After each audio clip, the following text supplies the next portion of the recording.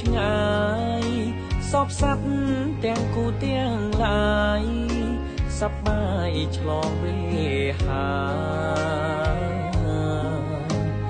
ខំ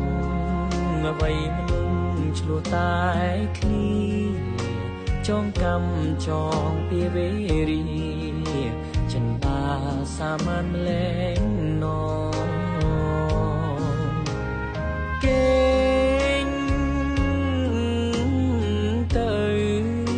គេងទៅបើប្រលឹងជាតិនឹងអភ័ព្វមេហើយតែកុំអងសង្ឃឹមឡើយឮទេខ្យល់បក់រំភើយសັບឆ្លើយជួយលួងលោម